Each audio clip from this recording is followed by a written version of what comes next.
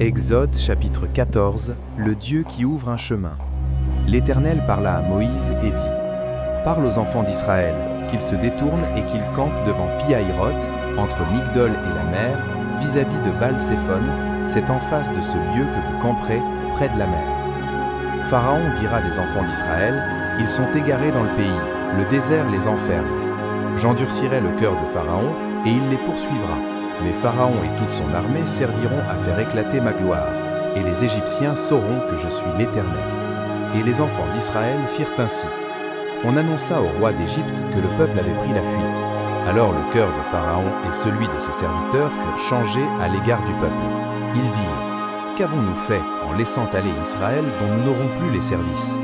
Et Pharaon attela son char, et il prit son peuple avec lui.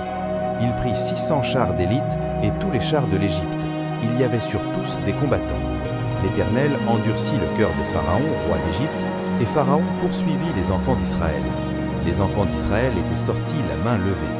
Les Égyptiens les poursuivirent, et tous les chevaux, les chars de Pharaon, ses cavaliers et son armée, les atteignirent campés près de la mer, vers Pi-Hahiroth, vis-à-vis de Baal-Séphon.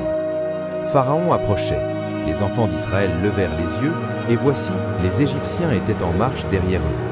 Et les enfants d'Israël eurent une grande frayeur et crièrent à l'Éternel.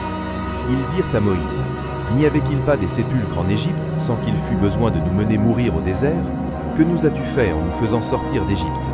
N'est-ce pas là ce que nous te disions en Égypte ? Laisse-nous servir les Égyptiens, car nous aimons mieux servir les Égyptiens que de mourir au désert.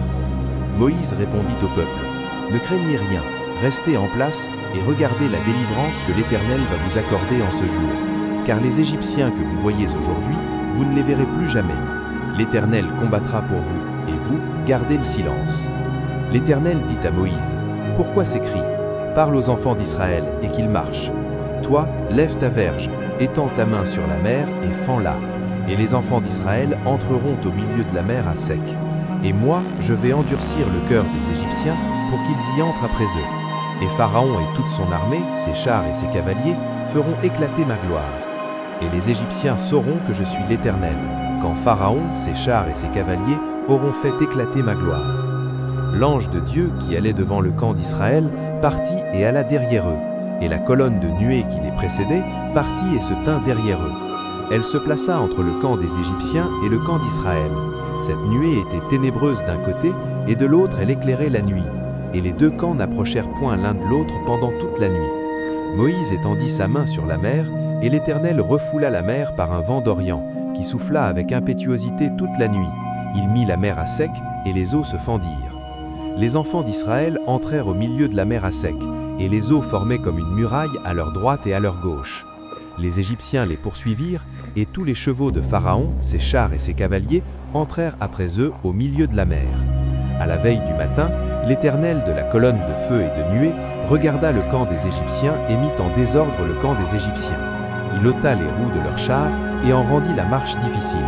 Les Égyptiens dirent alors : Fuyons devant Israël, car l'Éternel combat pour lui contre les Égyptiens.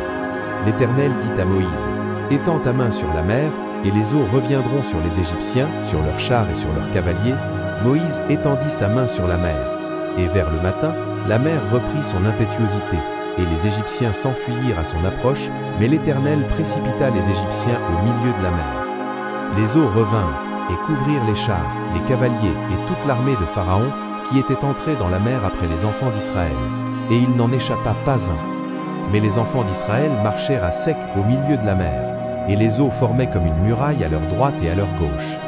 En ce jour, l'Éternel délivra Israël de la main des Égyptiens, et Israël vit sur le rivage de la mer les Égyptiens qui étaient morts. Israël vit la main puissante que l'Éternel avait dirigée contre les Égyptiens. Et le peuple craignit l'Éternel, et il crut en l'Éternel et en Moïse son serviteur.